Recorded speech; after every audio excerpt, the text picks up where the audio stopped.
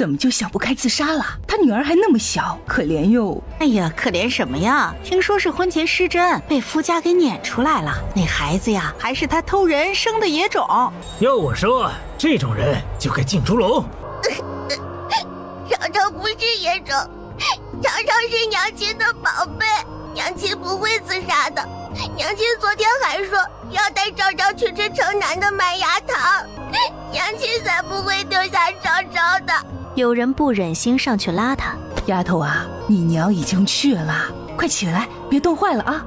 昭昭不冷，昭昭想陪着娘亲。真可怜哟，她那个娘我见过，也不像个不守妇道的，而且瘦瘦的，好像一阵风都能吹走。前2天见了她还笑呵呵的，唉，今天就死了。很快衙门的人来了，仵作验了尸身以后叹了口气，死者是自杀，不过生前应该被虐待过，身上有不同程度的伤痕。既然如此，就替他收敛了吧。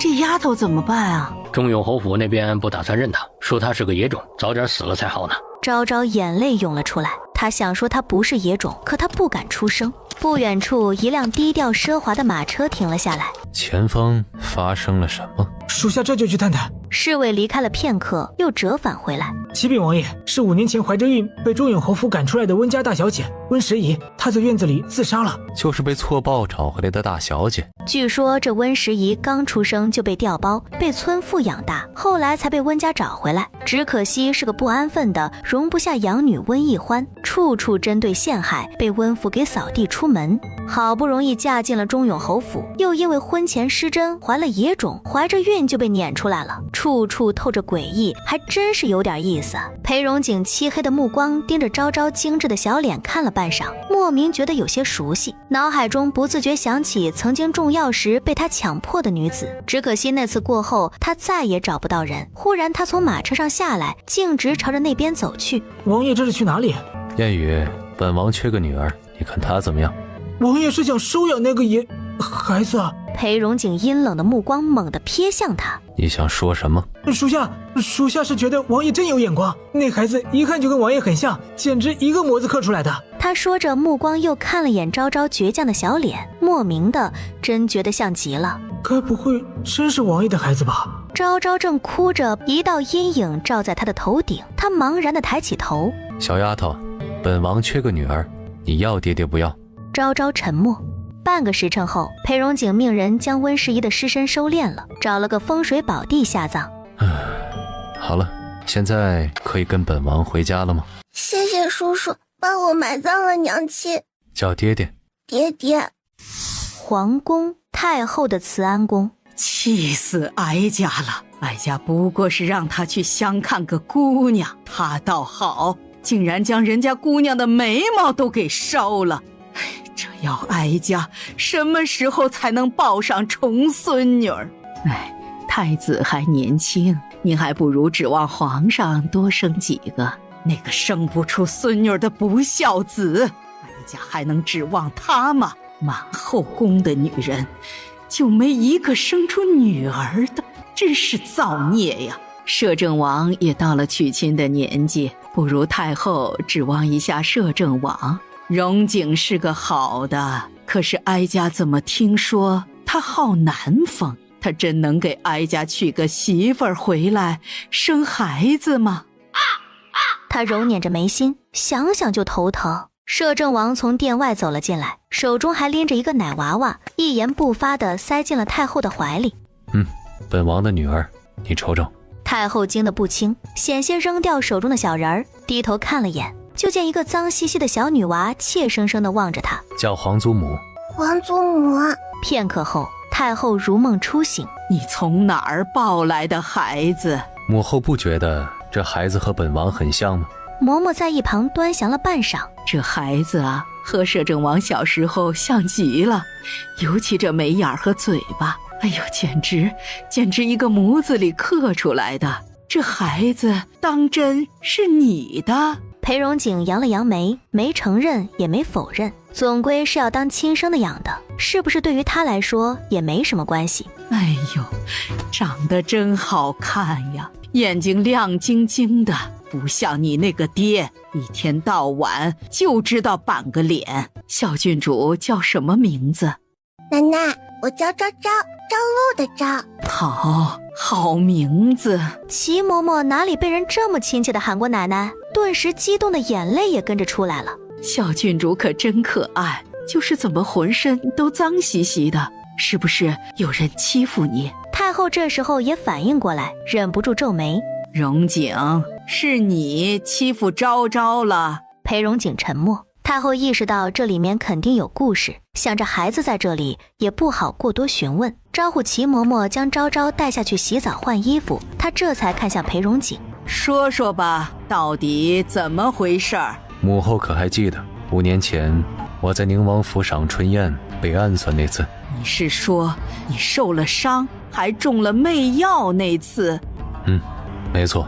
太后神色难看了起来。那次摄政王参加完赏春宴，回府途中遭了埋伏，不仅身受重伤，还中了媚药，躲进了一处破落院子中，才躲过了一劫。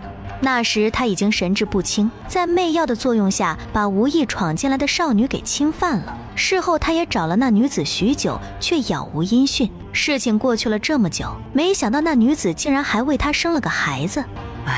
既然如此，当初是你强迫了人家，那女子也为你生下了昭昭，你挑个日子将那女子纳了，做个侧妃。裴荣景闻言皱了皱眉，如果你实在想当个正妃，也不是不行。他已经死了。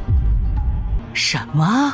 他已经死了，他婚前失贞，被夫家给赶出来了，受不了流言蜚语，抛下昭昭自杀了。可恶！若非你一直没找到那女子，又怎么会让她受这委屈？可怜了昭昭，小小年纪就没了娘亲。本王不会让她受委屈。太后叹了口气。昭昭被洗得干干净净，换了身橘红色的裙子，这才被齐嬷嬷牵着手走了回来。太后一眼看到她白净漂亮的小脸，更加确定了，这就是裴荣景的孩子。昭昭紧张地缩在齐嬷嬷身后，哎呀，快过来，让皇祖母抱抱。昭昭目光看向裴荣景，见他点头，才小心翼翼挪到太后身边。真可爱呀，饿了吗？我让齐嬷嬷给你准备吃的。昭昭一听到吃的，眼睛亮了亮，又暗淡下去。昭昭不饿。他们都好，愿意收留自己，还给他洗澡穿新衣服。他不想让人觉得他事多，他可以忍着的，等到了饭点再吃。怪异的咕噜声从昭昭的肚子里响起。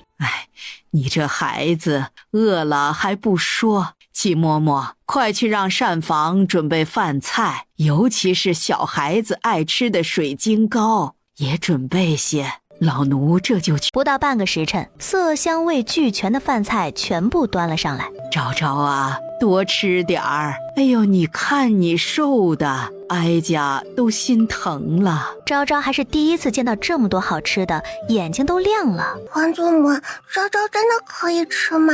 这孩子都遭了什么罪呀？吃个饭都这么小心翼翼，都怪你。看把哀家的小孙女可怜的。突然被埋怨的裴荣景尴尬地摸了摸鼻子。以后不会了，本王再也不会让她受委屈。他也夹了一只鸡腿放在昭昭碗里。快吃吧，以后想吃什么呀，就跟爹爹说，不要害怕，我们都是你的亲人。昭昭乖巧地点头。她小小的一个人，吃饭的时候也是慢条斯理的，小口小口地吃，看起来格外小心。昭昭吃的不多，长期的营养不良导致她的胃口很小，没吃2口就饱了。她看着还剩下大半碗的饭菜，有些不舍。昭昭吃不下了啊，吃不下就不吃了，晚上吃太多也不好消化。那我可以带走他们吗？他从来没吃过这么好吃的东西，他想带回去慢慢吃。当然可以，哀家稍后就让齐嬷嬷全部给你装起来，都给你带回去。谢谢皇祖母啊。吃过晚饭，昭昭就跟着裴荣景坐着马车回了摄政王府。裴荣景率先下了马车，能下来吗？要不要爹爹帮你？昭昭看了眼马车的高度，小脑袋摇了摇。昭昭自己可以的。她提着裙子，轻轻一跳就落在了地上，还自豪地扬起小脸，冲裴荣景咧嘴一笑。裴荣景忍不住嘴角跟着愉悦地翘起。管家迎了出来，看到昭昭那张熟悉的小脸，小嘴张得能吞下一颗茶叶蛋。王爷，这小姑娘是……这是王爷的女儿昭昭郡主。王爷何时多了个女儿？我怎么不知道啊？裴荣景看着昭昭身上明显不合身的衣裙，忍不住皱了皱眉。去将京城有名的织衣坊都叫来，为郡主量身定制一些衣服首饰。另外，按照她的尺寸买些时下最流行的成衣和首饰回来。老奴这就去安排。走吧，昭昭，跟爹爹回家。裴荣景牵起昭昭的小手，直接进了王府。裴荣景将她带到距离自己院子最近的小院。以后你就住在这里，本王会派几个丫鬟过来照顾你。那边的院子是爹爹的，你想见爹爹，随时都可以来。昭昭站在院子门口，拘谨的没有动，小脸煞白。怎么不喜欢吗？那本王再带你看几个院子。喜欢，只是……裴荣景弯下腰，直视他的眼睛。怎么了？昭昭可不可以和爹爹一起睡？昭昭以前都是和娘亲一起睡的，昭昭不想一个人睡。裴荣景眉头一皱，俊美的脸僵硬了。小郡主，你现在已经4岁了，不能和王爷一起睡了哦。可是昭昭一个人害怕。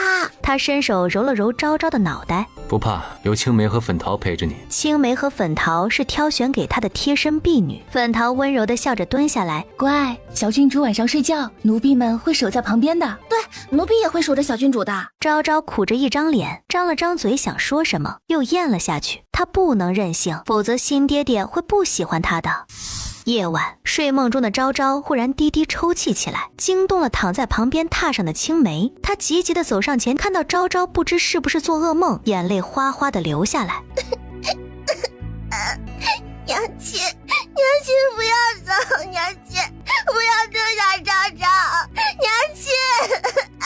郡主，哎呀，小郡主，你是不是做噩梦了？昭昭好像听不到他的呼唤，闭着眼睛哭得伤心极了。听到动静的粉桃也走了进来，见状伸手在他的额头上探了探。呀，不好，小郡主发烧了！青梅迅速站起身，我这就去通知王爷。片刻后，青梅带着裴荣景回来了。粉桃站起来行礼。王爷，郡主状态很不好，好像梦魇住了，怎么都叫不醒。裴荣景上前摸了摸他滚烫的额头。可请了府医？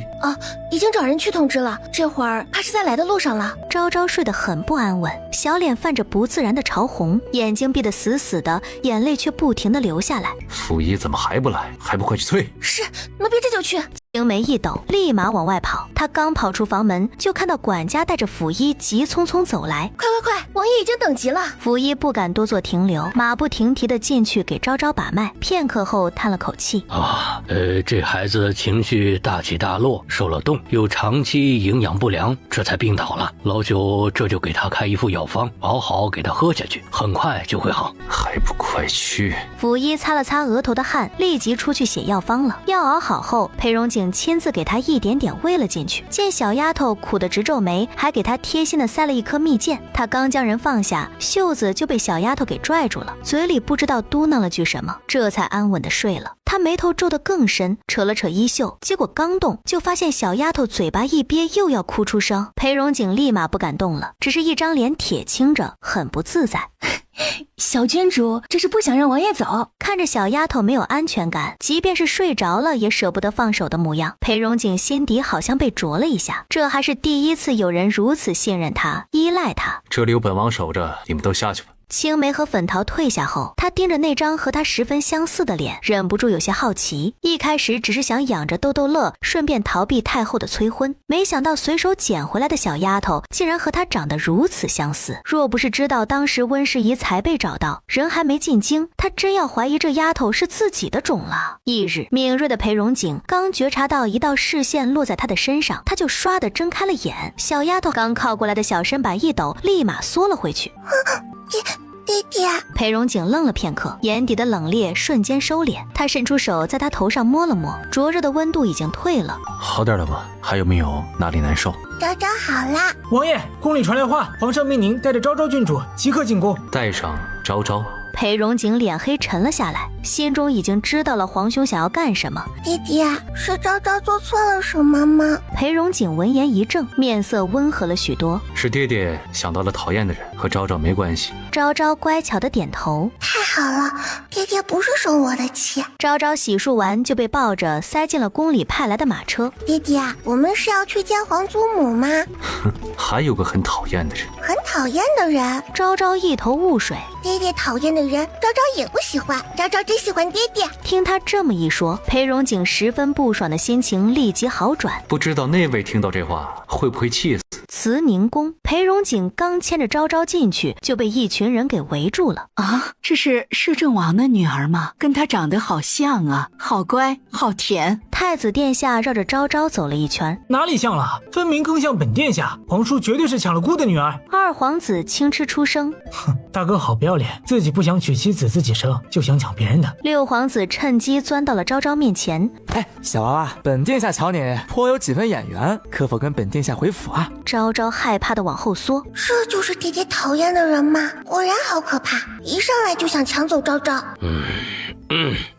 朕还在这里，什么时候轮到你们了？况且昭昭和你们辈分相同，你们是想占谁的便宜？太子和六皇子俊脸一窘，还没开口解释，就感受到一道阴冷的视线落在他们身上，抬头就与裴荣景目光对上。皇叔，好巧啊，你也在啊！侄儿眼睛可真好使，本王一直在这里，你才看到。太子裴敬轩尴尬的恨不得找个地洞钻进去。昭昭，快过来，朕是你的黄伯伯。昭昭害怕的往裴荣景身后缩了缩，抬头看向自己爹爹，好似在询问。裴荣景眉头一挑，有被愉悦道：皇兄，我女儿她怕生。皇帝气得咬牙切齿，别以为他没看见，刚才小丫头是想询问他的意见，结果这家伙直接变相的拒绝他。太后在一旁笑得开怀：丫头，快过来！哎呀，让皇祖母抱抱。就在众人以为昭昭不会去时，昭昭直接朝太后扑了过去。皇祖母啊！哎，众人面色一僵。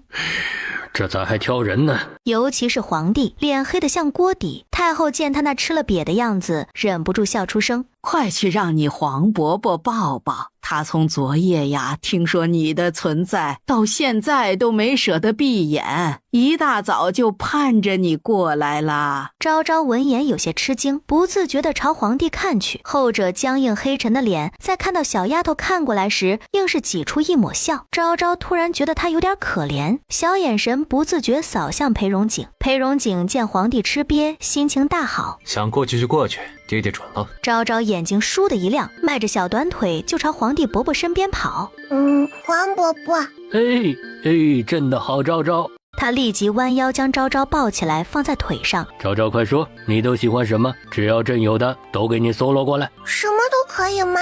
什么都可以。那昭昭要好多好多糖果，要吃不完的糖果。嘿嘿，昭昭喜欢吃糖，可是娘亲买不起糖果，昭昭就只能爬到树上摘桃子吃。可是桃树上的果子好小好涩，每回昭昭吃了，嘴巴都会麻麻的。众人一听，全都愣了下，尤其是皇帝气鼓鼓地瞪着裴荣景。你就是这么照顾昭昭的？朕看你也当不好一个父亲，不如将昭昭记在朕的名下，朕一定会是一个好父亲的。那都是本王找到昭昭以前的事情，以后本王不会让她受一点委屈。皇兄想要女儿，还是和黄草努力生一个吧。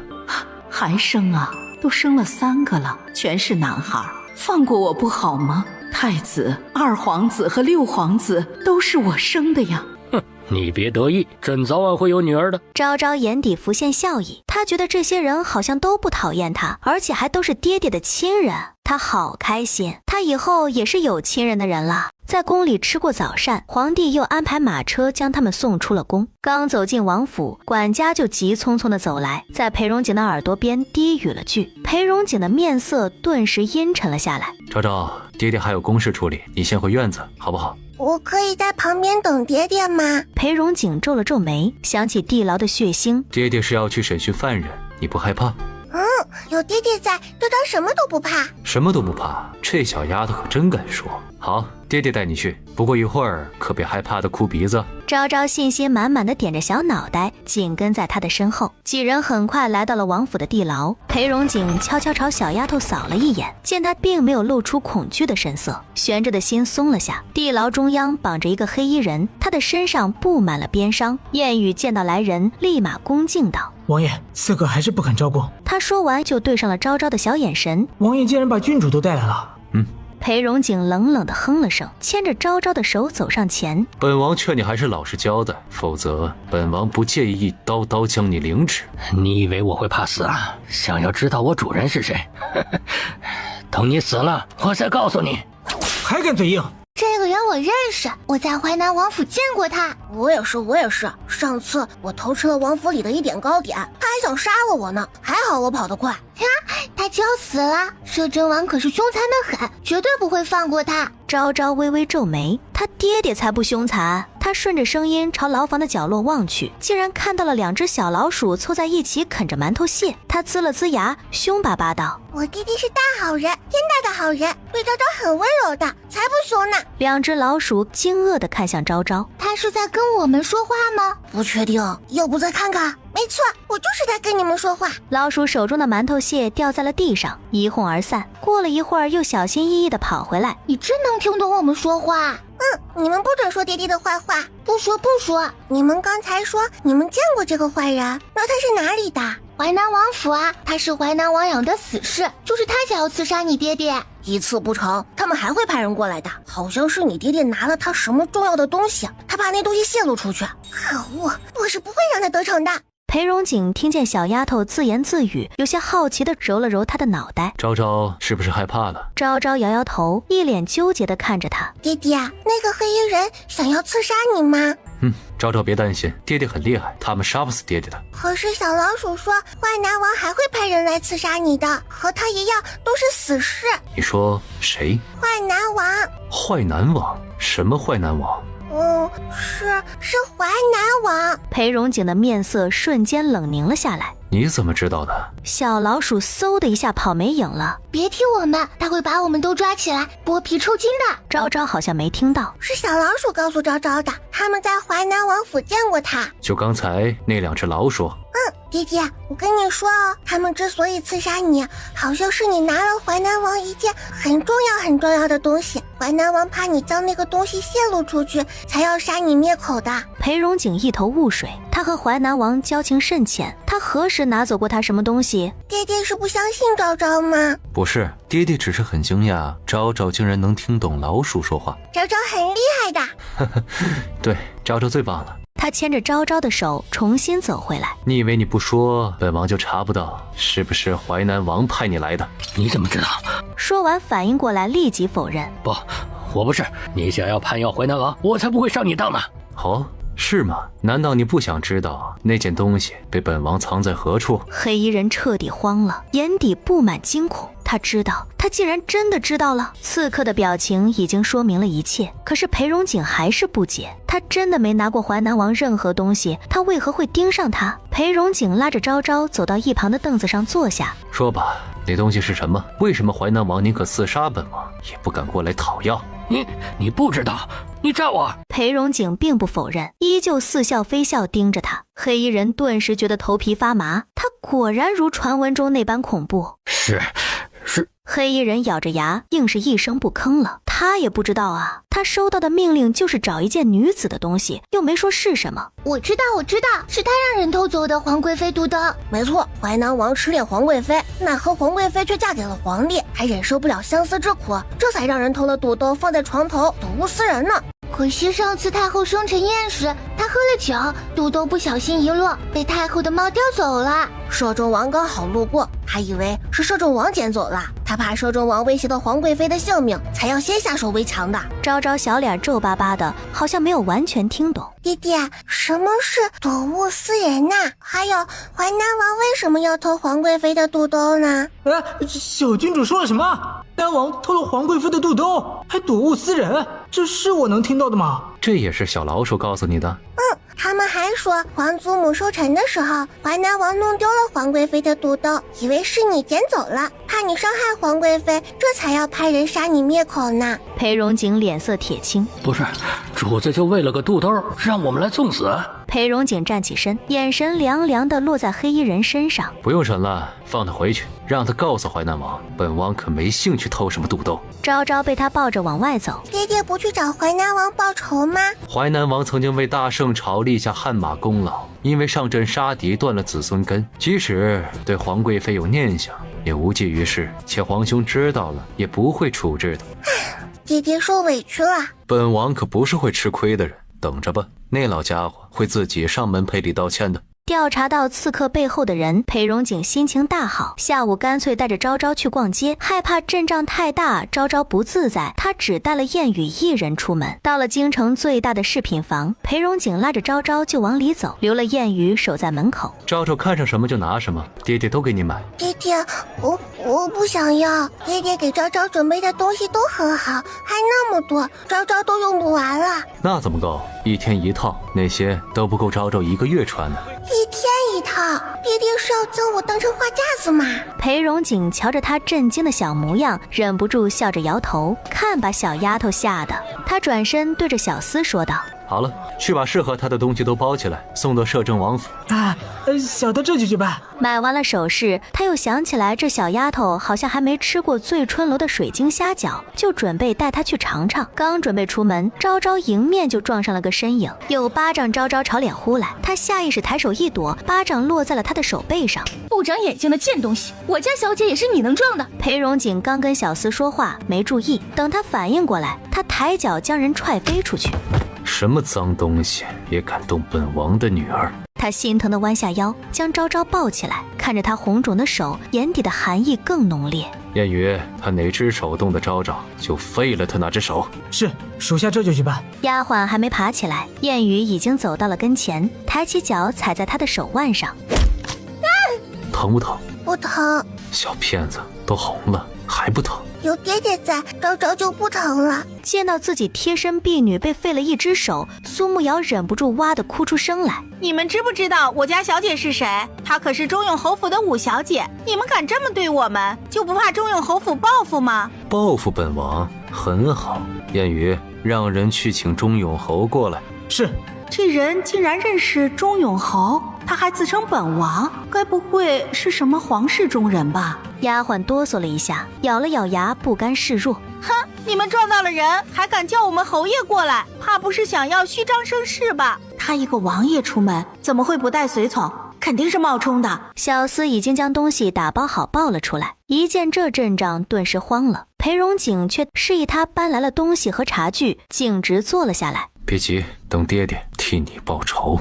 昭昭有些懵懂的点点头。爹爹方才不是已经把坏人打了吗？怎么还要报仇呢？钟永侯很快就来了，刚进门，苏慕瑶哭着冲过去抱住他。祖父，他们欺负瑶瑶。哎呦，这不是我最疼爱的小孙女吗？怎么哭成这样了？瑶瑶乖，快告诉祖父，谁欺负你了？是那个小贱人，他不仅撞了小姐，还让他的人打断了小姐婢女的手。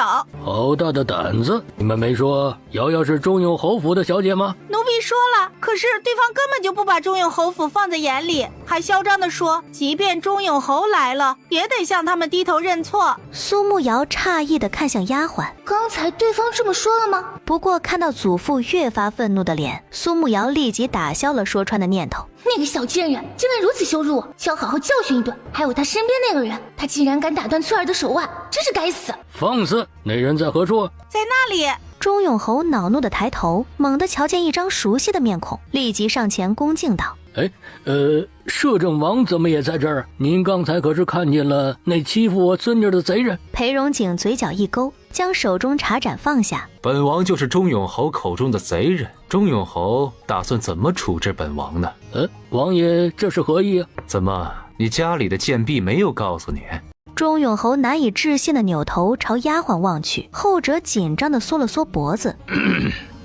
贱婢刚才说是王爷的人撞到了瑶瑶，还出手伤了他的贴身婢女，可有此事？即便您是王爷，也不能肆意伤人吧？今天他要是不给我一个解释，我就进宫告御状，我的孙女儿可不能白白被欺负。是又如何？王爷，不知老夫的孙女儿哪里得罪了王爷，您要如此对她一个小娃娃？你在质问本王吗？老夫不敢。钟永侯嘴上说着不敢，态度却很恶劣。他可是跟着先皇打江山的，在摄政王跟前，他就是长辈。一个他看着长大的毛头小子，还敢在他跟前耍威风。若是没有他们这些老的帮忙，他能当上摄政王，江山能是他裴家的？放肆！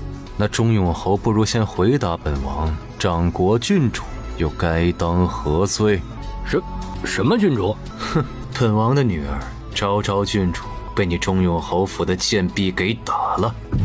摄政王什么时候有了女儿了？钟永侯如被雷劈，他的目光迟钝地移动到昭昭的脸上，在看到那张如同摄政王缩小版的脸蛋时，心口猛地一跳。还真是摄政王的女儿。他猛地扭头冲丫鬟质问：你怎么没说郡主被打了？丫鬟被吼得一缩扑通跪在了地上。奴婢，他刚刚还撒谎呢，爹爹才没有说过，即使钟永侯来了也得低头认错，那是他自己说的。昭昭说完，仰起头看向裴荣景：弟弟，昭昭没有说错吧？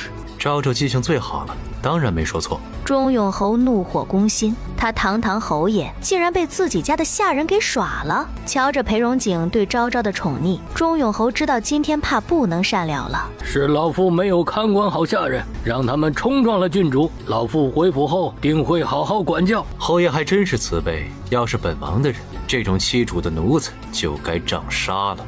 奴婢知错了，求侯爷放过奴婢，奴婢再也不敢了。钟永侯黑沉着脸：来人呐，将这2个欺主的贱婢给本侯拉出去打杀了。侯爷饶命啊！郡主，我们错了，求求你放过我们吧。很快就有人将他们拖了出去。昭昭张了张嘴，想替他们求饶，看到裴荣景阴沉的脸时，又憋了回去。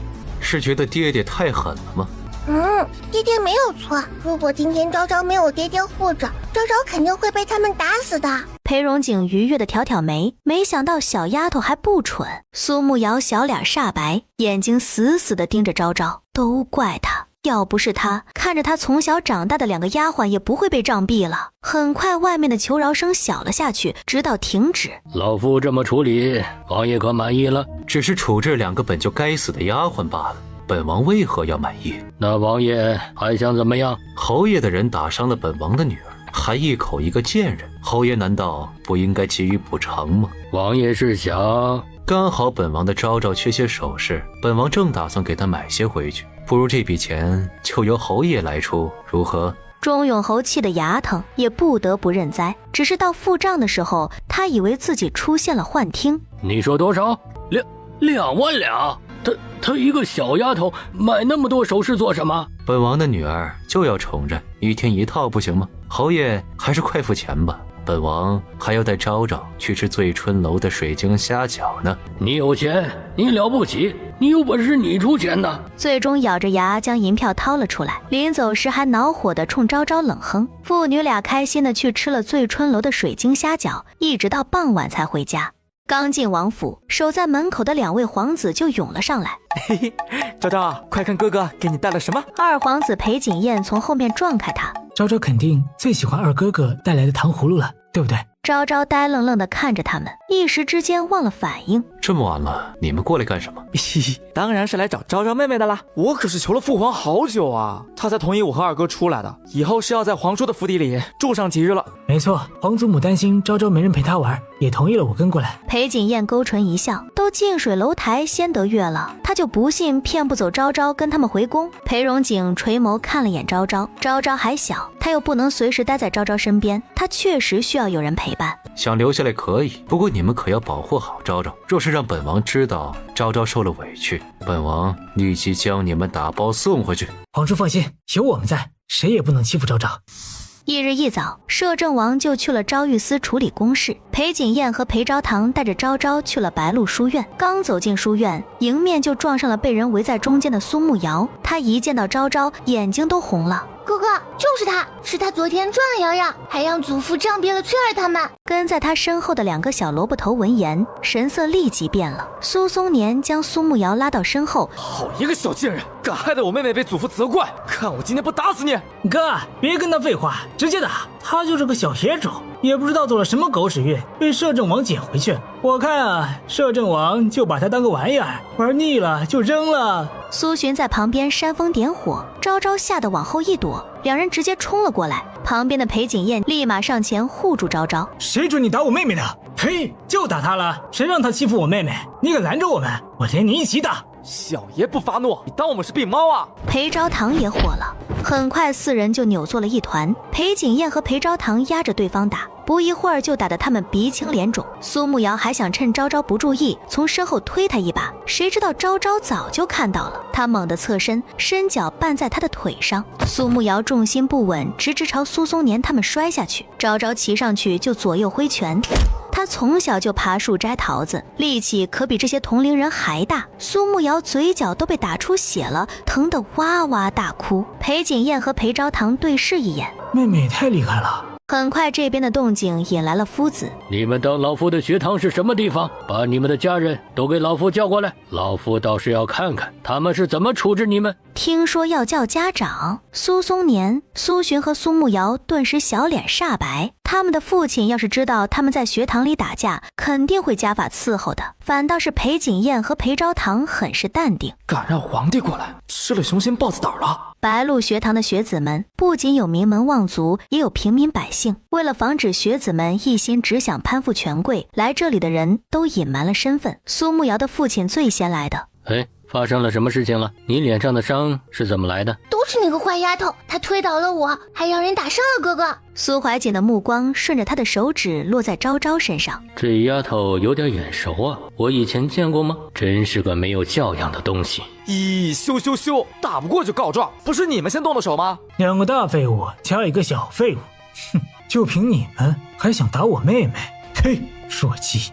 真想撕了这2个人的嘴巴呀！苏怀瑾从他们的对话中分析出来一些真相。小小年纪就怂恿他人打架，你的家教就是这般低劣吗？慕瑶是他的女儿，他看着长大的，若非主动招惹他，他是断不会主动欺负人的。小丫头年龄不大，心思却这般歹毒，也不知道大人是怎么教的。这样道德素质低下的人是怎么进的白鹿书院呢？已经走到院门口的裴荣景恰好听到了这句话。苏怀瑾就是将温世宜休弃出门的人，虽然不知道温世宜是否婚前偷人，但昭昭现在是我的女儿，昭昭的教养还轮不到别人指手画脚。裴荣景轻嗤一声，迈着步子走了进来，目光先在昭昭身上扫过，见她没有受伤，这才转向苏怀瑾。本王的女儿教养如何，还轮不到苏世子来评判吧。他说完垂头看向昭昭，安抚地揉了揉她脑袋。昭昭一向最乖了，你女儿为何要欺负昭昭？不应该从她身上找找问题。如果世子实在找不出来，本王也可以代劳。千错万错都是你女儿的错，跟我女儿有半毛钱关系。听懂了他话里面的意思，苏怀瑾的脸色难看了些许。据我所知，摄政王好像并未娶亲，哪来的女儿呢？怎么，本王娶没娶亲，纳没纳妾，与谁睡了，难道还要向世子一一禀报吗？在下不是这个意思。那你什么意思？怀疑本王的女儿是假的，故意借机找世子不痛快？在下……裴荣景直接打断他：你女儿为何要欺负本王的女儿？你不妨回去好好问问钟永侯，若再有下次，本王会直接替你管教。苏怀瑾眼底充满不解，疑惑地看向苏慕瑶，见对方目光心虚的躲闪，顿时觉得事情恐怕不简单。此事在下定会调查清楚，给王爷一个交代。交代？本王不喜欢等，不如世子现在就给本王一个交代吧。苏怀瑾神色一正，暗自咬了咬牙，转身对着3人各扇了一巴掌，直接将3人打懵了。尤其是苏慕瑶眼睛红彤彤的，还不敢哭出来。王爷现在可满意了？不满意，继续打，打到本王满意为止。王爷，怎么需要本王的人亲自代劳？苏怀瑾脸已经难看到了极点，他捏了捏手，转身又对着三人扇，巴掌声此起彼伏，听得人心肝俱颤。裴荣景抱起昭昭，转身就走。燕羽，你留下。苏世子什么时候打得他们跪地求饶，什么时候放他们离开。属下遵命。出了学院，裴荣景才担忧地看向昭昭。昭昭可曾见过他？昭昭并没有见过他，爹爹为何这般问？裴荣景眼底闪过了然，同时松了口气。没见过最好，像他那种烂人，昭昭还是别跟他扯上关系的好。都听爹爹的。嘿，皇叔，我们厉害吧？我们今天可是保护了昭昭妹妹哦。啊，皇叔，你为什么打我呀？谁让你们带妹妹来白鹿书院的？我们怕妹妹在家里无聊，这才带她出来的。还有你当哥哥的都不知道拦着点儿。皇叔，我们知道错了，以后再也不敢带昭昭妹妹来书院了。知道就好，再有下次就给本王滚回皇宫去。裴景彦和裴昭堂低头不语。爹爹，你别凶他们了，是昭昭自己想出来的。好，爹爹不凶。晚上，昭昭还在睡梦中，忽然被院子里的动静吵醒了。青梅和粉桃都不在，她自己爬起来跑了出去。刚走出房门，就遇到了返回来的青梅。青梅姐姐，外面发生了何事？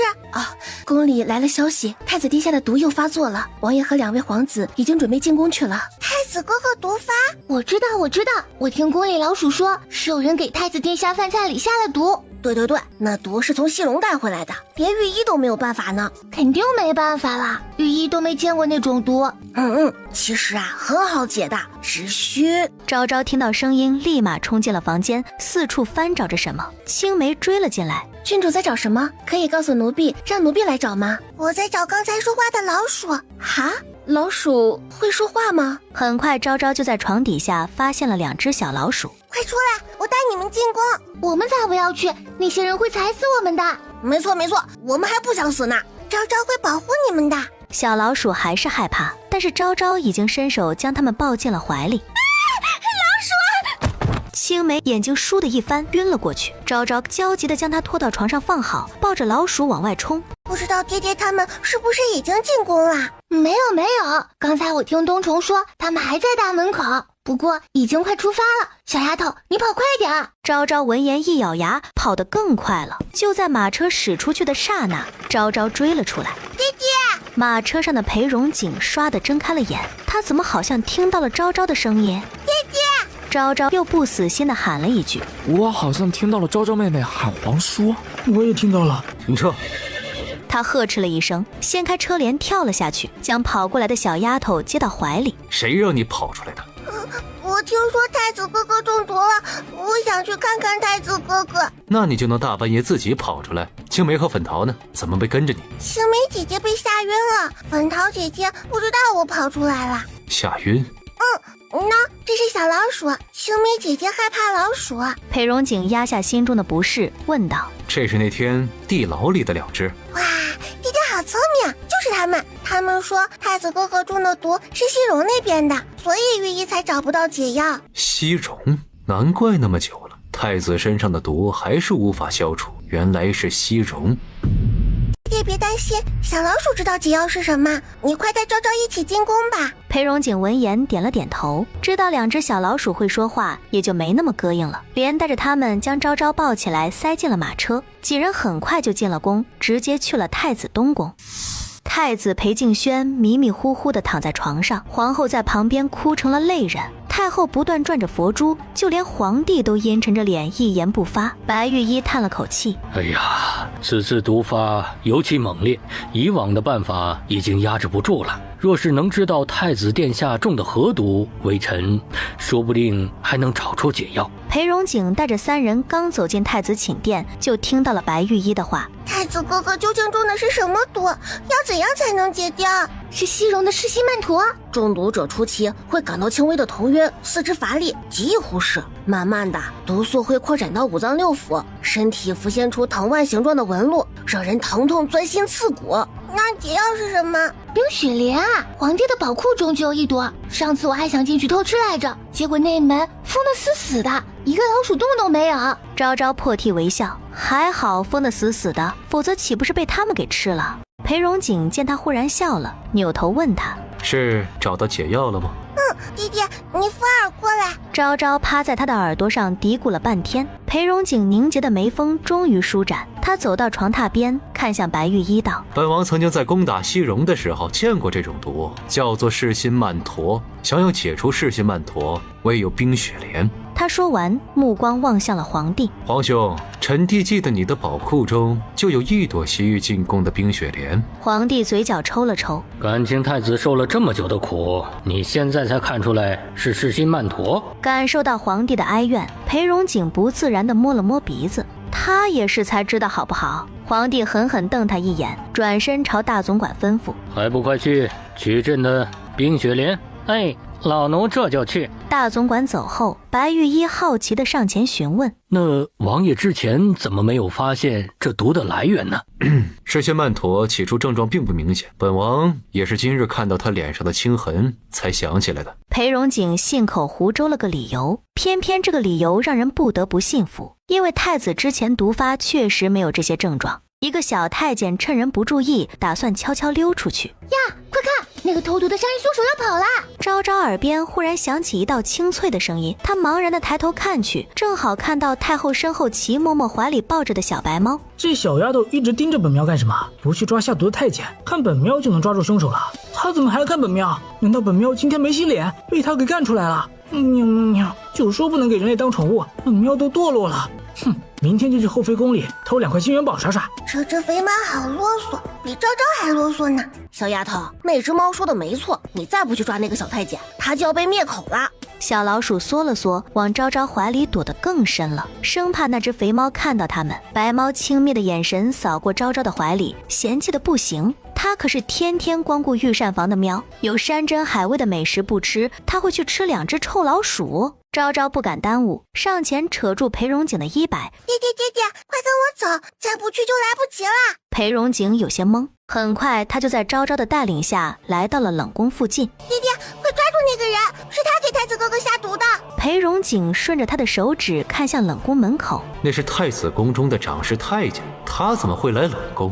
难道真是他给太子下的毒？爹，快，他马上就要被灭口了，快抓住他，就能知道是谁要害太子哥哥了。裴荣景神色一凛，抱着昭昭直接从城墙上越过。啊，我飞起来了！他们刚一落地，就看到长侍太监正被一个黑衣人按着往井里丢。什么人？裴荣景抱着昭昭迎了上去，黑衣人顿时一惊。裴荣景冷着脸和对方打得有来有回，几个回合下来，他不仅没有杀得了太监，自己还受了重伤。黑衣人自知不敌，一个虚晃猛地朝黑夜逃窜而去。裴荣景刚想追过去，爹，快救人，他被灌了毒药。他猛地回头，果然看见长侍太监的脸色青紫，明显中毒的迹象。裴荣景提着他直接回了东宫。裴荣景将太监往地上一丢，一定要救活他。白玉一见状也不敢耽搁，这明显中毒已深，再不救就来不及了。皇帝他们见状全都围了过来。这不是太子宫中的长侍太监吗？他这是怎么了？中毒了吗？就是他给太子下的毒，我怀疑他是西戎的细总。刚才他趁我们不注意溜去了冷宫，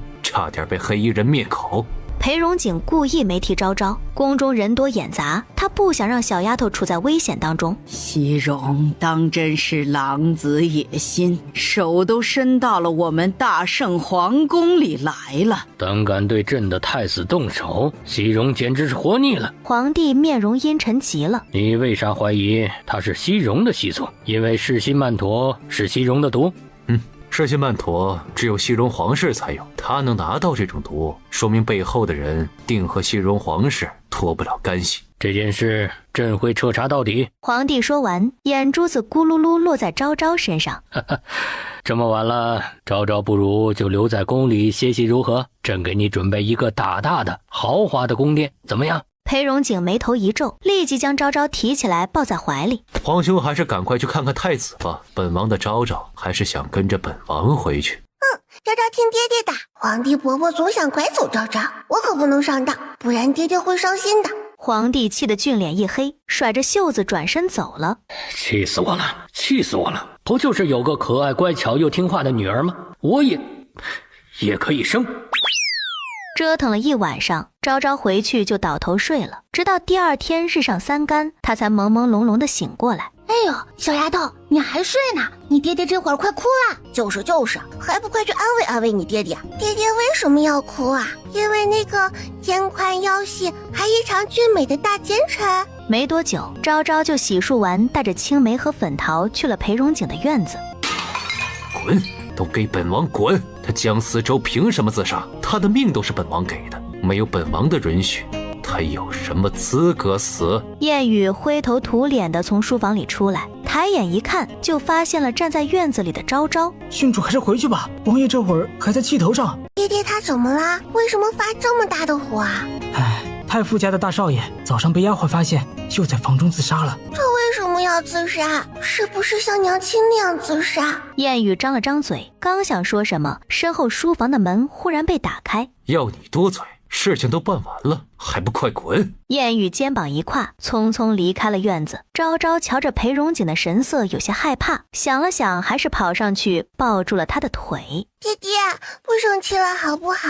昭昭唱歌给你听。1刻钟后，马车上，琪琪啊，是昭昭唱歌太难听了吗？所以爹爹才会将昭昭赶出来。我的小郡主啊，您那哪是唱歌难听啊，您那是唱歌成灾了好吗？我们长这么大还没见过这么恐怖的画面。小郡主一开口，整个南风院都爬满了蛇虫鼠蚁，就连天上都飞满了鸟雀乌鸦。不知道的还以为咱王府遭了什么劫难了呢。呀，小丫头别难过，他们人类不懂欣赏你的歌声，可是我们很喜欢。没错，你没见到我们那些老鼠朋友还有蚂蚁朋友都出来听你唱歌啦？还有那该死的蛇类。爹爹是不是不要昭昭了？小郡主，您唱歌很好听的，真的很好听，您的声音很有魔力，就连小动物都被你吸引过来啦，简直太厉害啦！是啊，小郡主，王爷不是不要你了，是让我们陪着你出来逛逛，他还有公务处理，等他忙完了肯定会来找你的。王爷哪是不要小郡主了呀，他那是被蛇群吓到了好吗？真的吗？爹爹真的不是不要昭昭了吗？那是自然，出门的时候啊，王爷还给了我们好多银子，让小郡主想买什么买什么，玩开心了再回去。哎呦，小郡主啊，快别哭了啊！哎，奴婢听说啊，醉仙楼的八宝鸭特别好吃，奴婢带郡主去吃八宝鸭好不好？真的吗？比爹爹带昭昭吃的水晶虾饺还要好吃吗？好吃，都好吃。马车很快在醉仙楼门口停下，小郡主，奴婢抱您下去。醉仙楼位于朱雀大街的最中央，3层飞檐如大鹏展翅，朱雀的门上赫然挂着醉仙楼的金字招牌。哇，粉桃姐姐，这里好漂亮啊，比上一次吃水晶虾饺的地方还要漂亮呢。今天保证让小郡主吃得开心。两人牵着昭昭刚准备进去，从门内忽然走出来几个衣着华丽的贵人，走在最前面的是个衣着华丽的女子，她正偏头与身侧的男子说着什么，根本没有看向前方。昭昭抬头一看，顿时脸色煞白，整个人都开始瑟瑟发抖。青梅觉察到了她的异常，小郡主，你怎么了？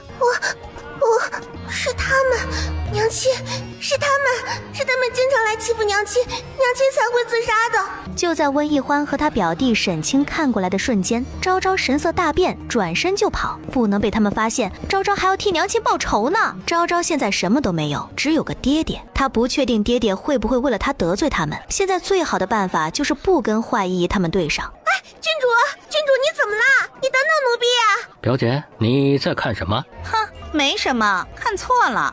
那个小野种怎么可能有婢女？他此时还不知道在哪个地方等待死亡呢。刚才跑走的那个小姑娘，她身上的衣服一看就不简单，肯定是哪个大户人家的小姐，绝对不可能是那个小野种。啊，对了，之前让你做的事情你都做好了吗？放心吧，表姐，那贱人为了自己生的野种，还真是什么都做得出来。我不过是用那个小野种的性命威胁他，他竟然真的乖乖自杀了，呵呵，还真是伟大呀。哼，少贫嘴，你没有留下什么蛛丝马迹吧？表姐，你这么担心做什么？是害怕你在他大婚之前找人毁了他清白的事情被中永侯府发现？哼，他现在人都死了，就留下个小野种，能翻起什么风浪？更何况你现在才是世子夫人，当初毁了他清白的人，说不定是哪里冒出来的乞丐，现在早就不知道哪里去了。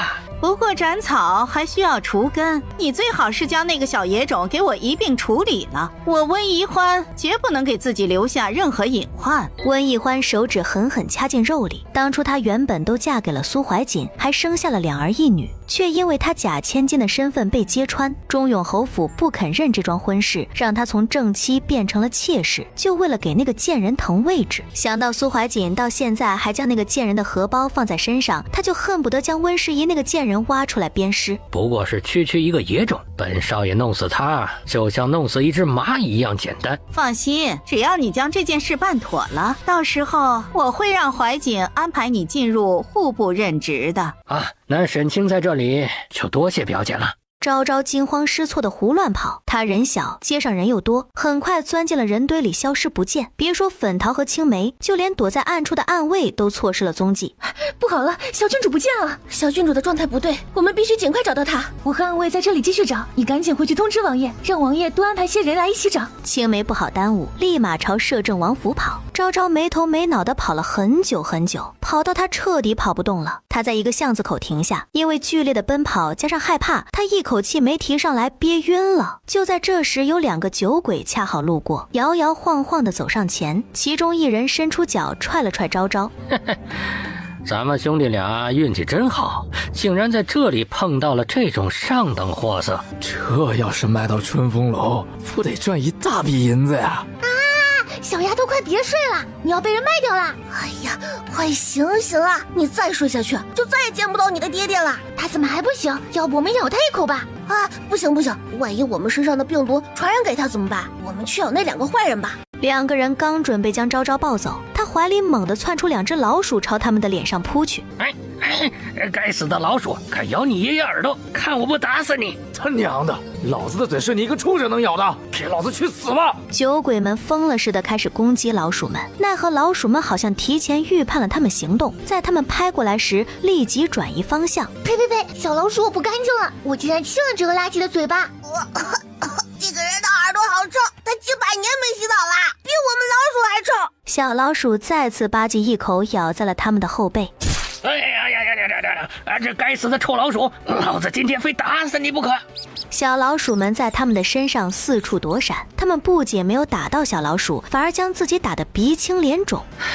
他娘的，这老鼠太奸诈了，老子根本打不到他！丽姐，快，你打我身上的老鼠，我打你身上的，老子就不信了，我们2个大男人还能被2只老鼠给咬死？2个人很快开始攻击对方身上的小老鼠，眼看着要被他们打中，2只交换了下眼神，一下子从他们的身上窜了出去，钻进了一旁的墙洞里。他娘的，别让老子逮住你们，否则老子一定把你们大卸8块！另一名酒鬼咒骂了一句，这才返回昭昭身边。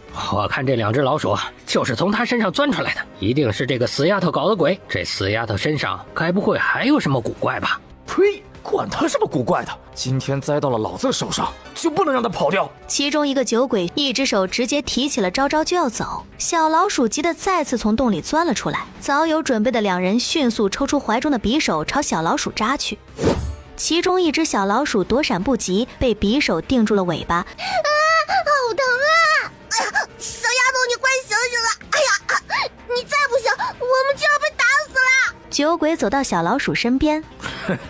老子看你现在还往哪儿跑！该死的，敢咬你爷爷！看我不把你踩成肉泥！昭昭迷迷糊糊的睁开眼，就看到其中一个酒鬼的脚朝小老鼠狠狠踩去。不要！昭昭瞳孔微缩，整个人扑上去挡在了老鼠身上。酒鬼的脚眼看着就要踹到昭昭的后背，只听啊的一声，酒鬼的身体猛地倒了下去，捂着流血的腿疼得嗷嗷叫。奢华昂贵的马车在巷子口缓缓停下。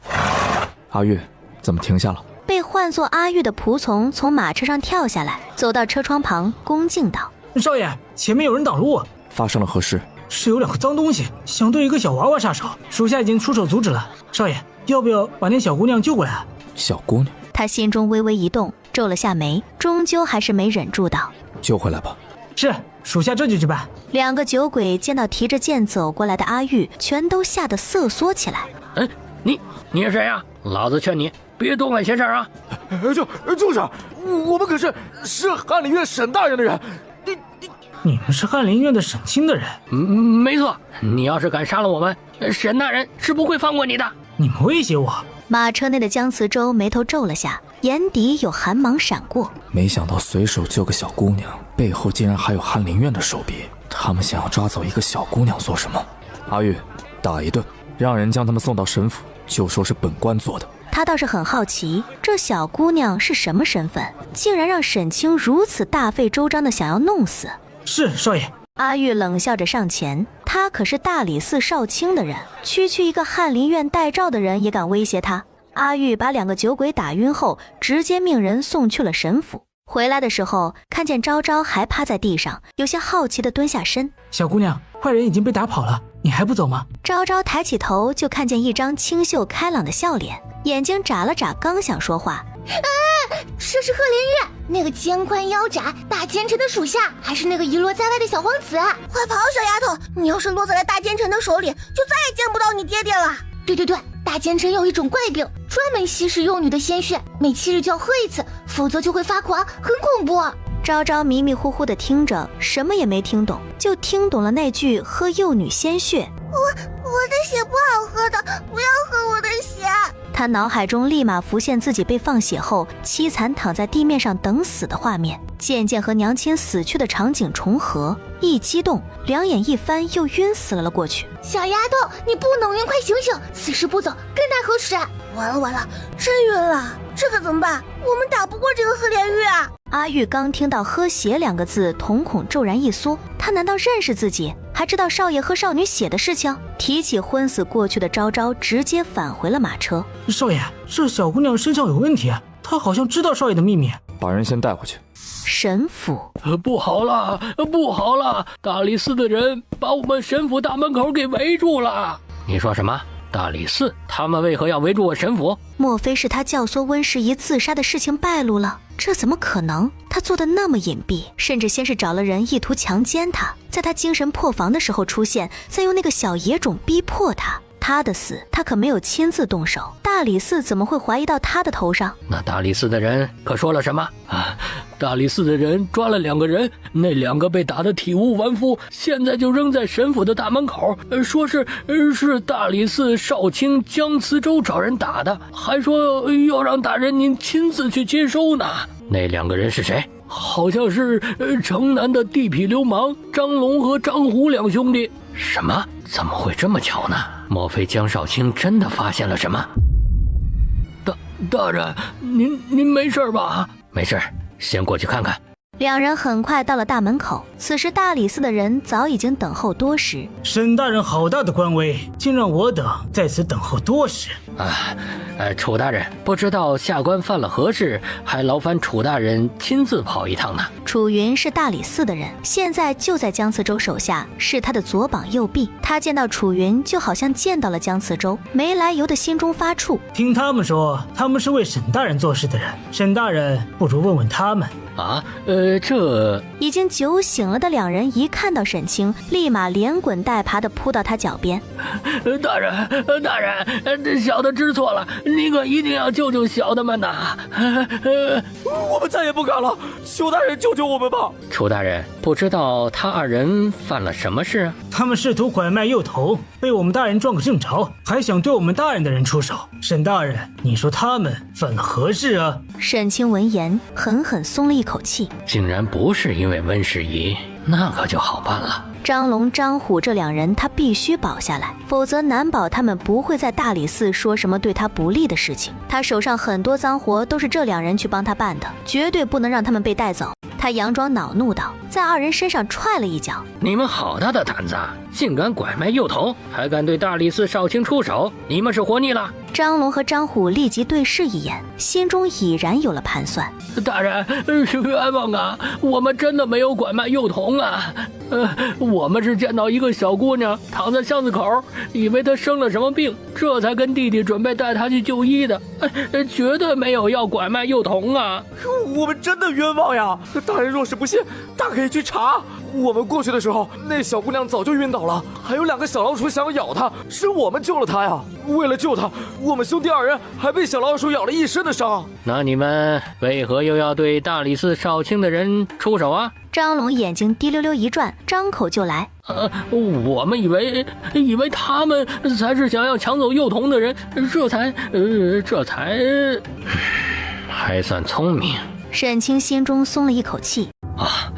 楚大人，这一切都是个误会，还请楚大人能够高抬贵手，放他们一马吧。楚云是谁？那可是跟着江慈州破过无数案子的人，怎么会看不出来他们3个人在演戏？不过大人说了，只是让他们2人送过来，顺便敲打一下沈清，他自然不会将事情做得太绝。毕竟大人好像还在下一盘棋，等着这鱼儿自己上钩呢。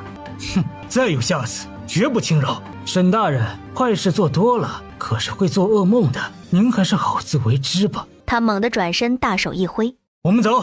直到楚云等人的身影消失在街角，沈清才阴沉着脸瞪向地上的2人。你们跟本官进来。张龙张虎色缩了下，忍着疼爬起来跟了上去。摄政王府，裴荣景面色阴沉地坐在椅子上。人可找到了？属下查到小郡主是在朱雀路南侧第3条巷子消失的，她消失的时候有人经过那里。何人？城南的张龙和张虎2兄弟。属下还查到这2人是替翰林院在招沈清的人。沈清是温家的外妻？裴荣景眼眸微眯。温家，温世宜的娘家人。哼，他们为什么要抓走小郡主呢？该不会是要杀人灭口吧？昭昭母亲的事情，青梅和粉桃已经知道了，心中更加愧疚难过。他们敢！昭昭的暗卫挑选的如何了？石英阁选出了武力值最强的红英和荔枝，已经通知他们从石英阁赶回来，最迟不会超过半月。让他们以最快速度进京。裴荣景说完，立即起身吩咐：燕宇，带上人，跟本王去沈家算账。摄政王府和沈府都快乱套了，昭昭还在马车上昏迷不醒。我的娘哎，这小丫头还要昏睡多久？她知不知道自己快进狼窝了？要不俺还是咬一口吧，保管让她立马疼醒。就在小老鼠跃跃欲试的时候，昭昭终于迷迷糊糊的转醒，刚睁开眼就看到了一个人影。男子泼墨长发随意披散，精致五官仿若雕刻而成，好看的好像画里出来的人。他的手腕处包裹着纱布，此时还隐隐有血迹透了出来。美人叔叔，你疼吗？你也是被抓来吸血的吗？美人叔叔，他堂堂一个大男人，还是第一次被人叫美人，嘴角无意识地勾了勾。你是哪家的小孩偷跑出来的？不怕被坏人抓走吗？怕。叔叔，你会保护昭昭吗？哼，你就不怕我就是坏人吗？不会吧。他看着江慈洲，叔叔这么好看，肯定不是坏人的。娘亲说过，相由心生，那坏人肯定都长得很丑的。哦，那有没有人告诉过你，越美的人越心如蛇蝎？我就知道这个大奸臣很恐怖，没想到连小孩子都恐吓，好可怕，好可怕，跟摄政王一样可怕，难怪他要吸幼童的鲜血呢，简直就是魔鬼。昭昭听着小老鼠的话，终于意识到眼前的人就是那个会吸血的大奸臣。昭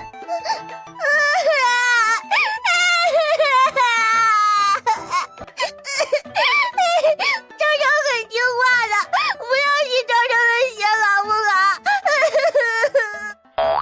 江慈洲没想到这小孩子竟然如此不经斗。别哭了，我刚才是吓你玩的，我不吸人血，而且你看起来也不像有很多血的模样。真的不吸昭昭的血了吗？江慈洲轻轻嗯了一下。我就知道美人叔叔是个大好人。他说完又低下咕噜噜的大眼睛，看着他手腕上的纱布，抱起来呼呼了下。娘亲说受了伤要呼呼，昭昭给叔叔呼呼，美人叔叔就不疼了。江慈洲如冰雪的眼眸好似有什么悄无声息的化开了。美人叔叔啊，你是怎么受伤的？自己划的。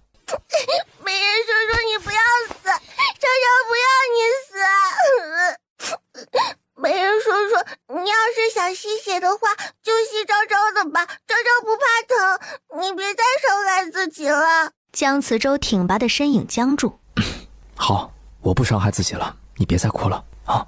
昭昭顿时扬起脸笑了。啊，这大奸臣看起来也不像坏人啊，为什么百姓要说他是个魔鬼？还不是因为3年前那个案子，张屠夫杀了邻居家的4岁小女儿。可是大奸臣非说张屠夫不是真凶手，小女孩的母亲还在堂前撞柱而亡了。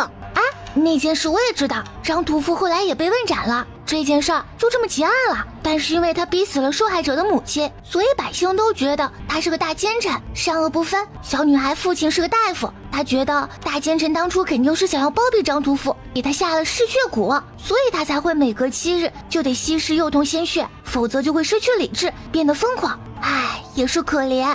美人叔叔一看就是个大好人，怎么会包庇凶手呢？他不由得想到了自己的母亲的，母亲也不会自杀的。可是那些人都说母亲是自杀的，他也不相信。所以，美人叔叔肯定也是被冤枉的。说来也奇怪，当初所有证据都指向张屠夫，可是大奸臣却一直坚定地认为张屠夫是想替人顶罪。那要是不是张屠夫，难不成是他的夫人？总不能是他的儿子吧？昭昭小眼睛忽然亮了亮，对怀里的小老鼠说道：小老鼠，你们不是有很多老鼠朋友吗？能不能帮忙找找证据？说不定大奸臣真的是被冤枉的呢。你真的要帮那个大奸臣？我觉得美人叔叔不像坏人，而且昭昭很喜欢美人叔叔。小老鼠，美人叔叔救了咱们不能忘恩负义，就当报恩了好不好？你说的没错，我们叔叔也是有叔叔精神的，有恩报恩，有仇报仇。叔叔这就去帮你打听打听。小老鼠悄无声息地从昭昭怀里滑下去，消失在道路上。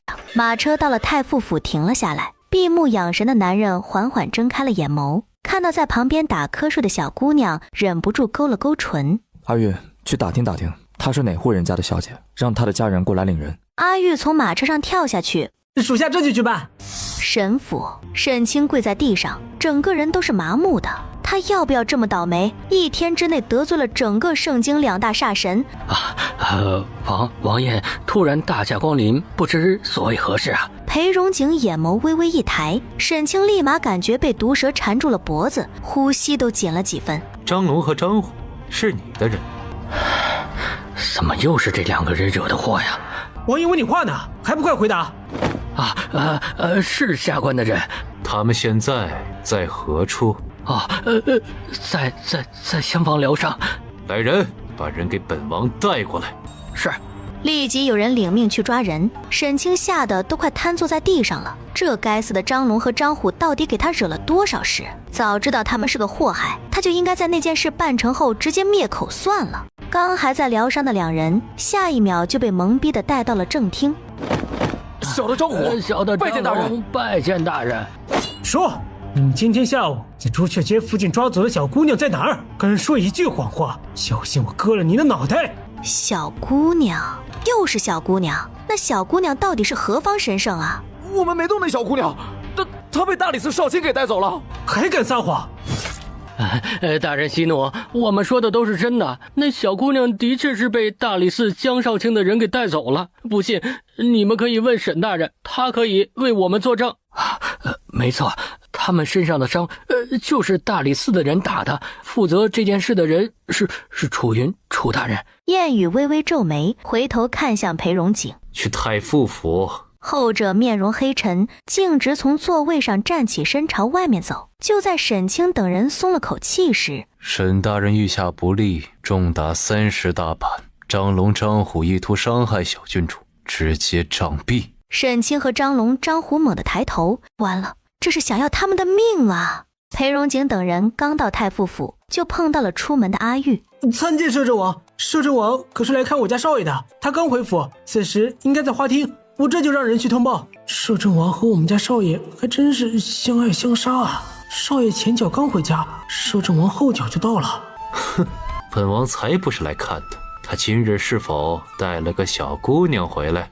王爷怎么知道？莫非他一直派人监视着少爷？完了，这要是让少爷知道，岂不是又要闹自杀了？本王当然知道，他拐走的可是本王的女儿啊！摄政王的女儿？摄政王什么时候有了女儿？难怪我见到那个小女孩的第一眼会觉得如此熟悉，原来竟然是摄政王的女儿。那少爷岂不是一早就发现了？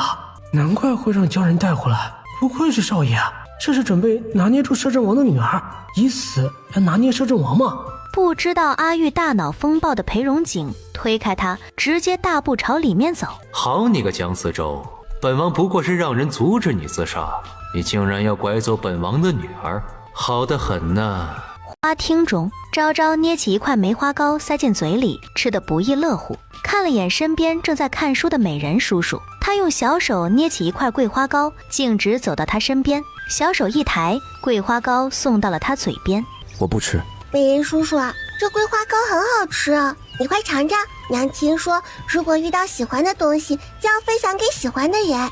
昭昭很喜欢美人叔叔，所以昭昭想把桂花糕分给美人叔叔吃。美人叔叔，你就吃一块好不好？姜慈周想要拒绝的声音卡在了喉咙里，他下意识张开了嘴，桂花糕立马塞进了他嘴里。这一幕恰好被进来的裴荣景几人看到。不愧是我的昭昭，这么快就把姜慈周拿下了。阿玉瞳孔微微放大，这是他家少爷，那个自从中毒后就再也不愿理人的少爷。姜慈周觉察到这边的动静，不紧不慢地扫向来人。摄政王今日来我太傅府做什么？当然是来找本王的闺女。闺女？还真让我猜中了。第一眼见到昭昭时，他心中就有些猜测，两张脸长得如此相似，又怎么会没关系？原先只当他是裴荣景流落在外的明珠，没想到竟真被他认了回去，晦气。爹爹！他迈着小短腿扑到裴荣景怀里。爹爹，你怎么知道我在这里呢？哼，也不看看你爹爹是谁。昭昭，下次可不许这么乱跑啊！万一遇到危险，就凭你这小身板，怎么跑得掉？昭昭知道了，昭昭下次再也不敢了。青梅担忧地蹲下身。小郡主，你是不是看到了什么害怕的人啊？不然为何会突然跑走？好像受了某种惊吓，慌不择路似的。昭昭看到了欺负娘亲的人，昭昭害怕他们。裴荣景的眼神倏地冷了下来。燕雨，现在就去查，看昭昭看到的人是谁。属下这就去。能够让小郡主如此害怕，那些人肯定没少伤害他们母女俩。王爷这是准备替小郡主报仇了。王爷既然找到了人，那下官就不便多留了。王爷请回吧。裴荣景皱眉，昭昭立即抱住他的腿，示意他低下头。裴荣景眼底划过疑虑，还是乖乖蹲了下来。爹爹，昭昭还不能跟你走呢。美人叔叔身上中了蛊毒，还是一种非常罕见的嗜血蛊，所以美人叔叔才需要每隔7日就要喝幼童的鲜血。美人叔叔这么好，昭昭想救他。蛊毒？是你那2只老鼠朋友说的？昭昭立马点头。难怪就连薛神医都查不到姜慈周中的是什么毒，原来中的是中蛊。昭昭，你是不是知道了解除蛊毒的办法？不知道。我知道，白云山上那棵千年枣树肯定知道，它可是被雷劈过都没死的树，本领大着呢，说不定就解除蛊毒的办法。哦对，我想起来了，之前有一个人中了断肠草，必死无疑，都被老树给救了。我的兽兽朋友都说他是仙树呢。真的吗？真的。裴荣景被他突然转变的情绪感染到。昭昭，是不是有办法了？有办法。叔叔说在白云山上有一棵千年的枣树，他有办法救美人叔叔。昭昭真厉害。叔叔也很厉害。彻底被忽视的姜慈周咔嚓捏碎了茶杯。阿玉，送客。阿玉为难地看向裴荣景。王爷，请。爹爹，不能走。放心，我们不走。裴荣景将他抱起来，转向姜慈周。太傅去冀州之前，托本王好生看管你。既然你不好好听话，那本王就只能留在太傅府，盯着少卿了。裴荣景。裴荣景眉尾微动，抱着昭昭坐在旁边的椅子上，心情大好。青梅，回去将本王和昭昭的东西收拾一些带回来。太傅回来之前，我和昭昭就住在太傅府上了。是，王爷，奴婢这就去。站住，不准去！青梅脚底抹油似的，一溜烟就消失了。裴荣景，你到底想做什么？本王刚才不是说过了吗？少卿大人年纪轻轻，竟然耳背了。这2位还真是一见面就互掐。摄政王还真是一如既往的不要脸。裴荣景却好似没听到，姜慈周气到没话说。突然一个黑影猛地窜到昭昭怀里。小丫头，大事不好，3年前的凶手又出现了，城郊一个小孩被杀了。昭昭小身板一抖，他猛地抬头看向裴荣景。爹爹，少爷，楚大人有要事求见。这3年来，楚云很少来太傅府找少爷，除非是遇到了紧急又棘手的案子。江慈州坐了下来，让他进来。楚云迫不及待地跑进来。属下参见摄政王。少卿大人，这次过来又有什么事？大人，3年前张屠夫分尸案的凶手又出现了。什么？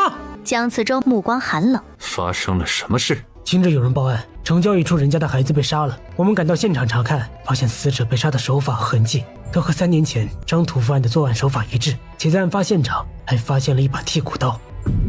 少爷说的果然没错，3年前的张屠夫根本就不是凶手。如果当初那些人肯相信少爷，让他继续追查下去，找到凶手，程家的小孩子就不会被杀，少爷也不会被受害者家属下毒，害得他得了怪病。江慈州握着拳，一脸死寂。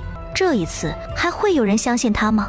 裴荣景低下头，捏了捏昭昭的手，示意他去安慰江慈州。昭昭连忙点点头，走到江慈州面前。美人叔叔，昭昭相信你可以的，这次你一定能够抓到真正的凶手，替那2个死去的孩子报仇。江慈州抬起微红的眼睛看向昭昭，他的眼睛亮晶晶的，里面蕴含着令他意外的信任和期待。美人叔叔放心，我和爹爹都会帮助你的。大人，这案子只能靠你了。少爷，您就去吧。这3年来，您无时无刻不在后悔当初没有抓住真正的凶手，这一次绝对不能再让这畜生逍遥法外了。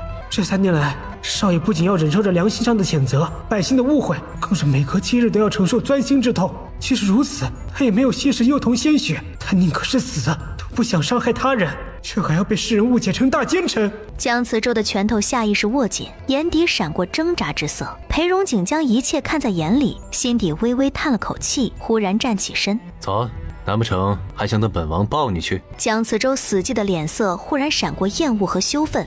哼，本官自己会走，就不劳烦王爷操心了。说完不顾旁人，径直往外走。昭昭连忙追上去，拉住裴荣景的手。爹爹，带着昭昭一起去。不行，凶案现场不适合你一个小孩子看，更何况凶手很可能藏匿在附近，万一盯上了你。爹爹可以派人保护昭昭，昭昭就在外面不进去好不好？昭昭可是有很多动物小朋友的，说不定到时候还可以帮助爹爹找到线索呢。裴荣景皱着眉头想了想，最终松了口气。好，不过你一定不能乱跑，如果遇到了危险，你就唱歌。啊？去案发现场的路上，昭昭好奇地问叔叔们：叔叔，我怎么感觉爹爹和美人叔叔好像不对付呢？他们之间发生过什么吗？不知道，我以前没来过太傅府。我倒是大概知道一些，我表妹就在太傅府上待过一段时间，听她说5年前他们之间发生过一件乌龙事件。什么乌龙事件？就是你爹爹5年前被人下了药，就是那种媚药。哎呀，说了你也不懂，就是那种会让人神志不清的药。他意外闯进了大奸臣的房间，2个人差一点将酿。好在你爹爹下属来得及时，将你爹爹带走了。他们是从小一起长大的好兄弟，关系可好了。可自从那件事以后，大奸臣就和你爹爹不对付了，一见面就针锋相对。大奸臣误以为你爹爹对他有意思，其实啊，你爹当时只是中了药，神志不清。可问题是，你爹爹好像并不知道这件事。爹爹就没问过侍卫或者美人叔叔吗？那个侍卫在带着你爹爹逃命的途中身亡了。至于大奸臣，你爹爹还没开口呢，就被大奸臣给撵出来了，所以到现在还被蒙在鼓里呢。爹爹好可怜。很快马车就到了凶案现场，四周围满了人，道都被大理寺的人挡在了外面。昭昭刚下马车就被裴荣景送到了阿玉身边，保护好他。阿玉指了指自己，有些惊讶裴荣景竟然会找自己，下意识看向了江慈洲，后者微微颔首表示同意。裴荣景很讨厌，但是小家伙却很讨喜，